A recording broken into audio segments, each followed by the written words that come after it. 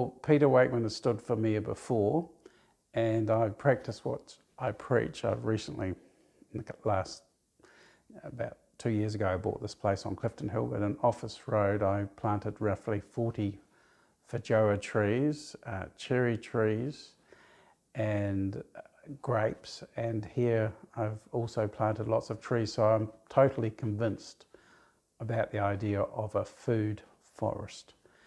And the fastest food that you can get is going into your garden and putting it in your mouth. And that's the best fast food I know of.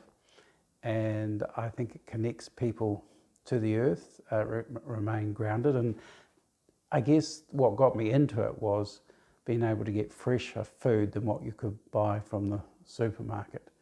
And I'm gluten-free vegan, unvaccinated. I enjoy the fruit juice, freshly squeezed, vegetables and fruit.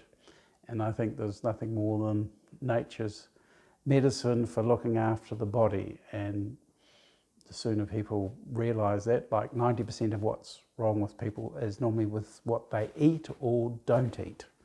And I think the food is the best medicine that people can have. And food growing areas is absolutely critical. Christchurch, over the years, we had subdivisions where we were supposed to have the green belt, and that had section creep.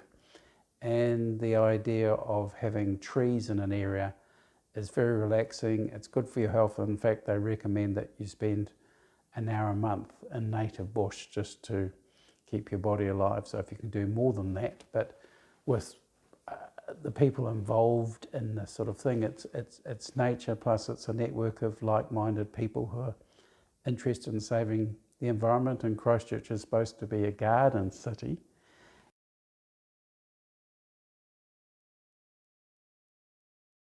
The situation is that I've asked the government for a bailout because I don't believe we have sufficient funds to be able to meet the obligations that our wish list has had, because rate rises are going to rise significantly, and I think ratepayers are going to be under extreme pressures, along with the people who are renting, because of rents have gone up so much. So I'm asking the government for a bailout for Christchurch to remove the financial pressures that the city is currently facing. And we're sort of a left out city in the sense of the number of MPs they have in Auckland versus the number of MPs we have in Christchurch. So we really have to make standing up for Christchurch an election issue at the next general election. So I'll be doing my utmost for the government to bail us out so we don't sell our assets, and we can try and have legislation. The government is already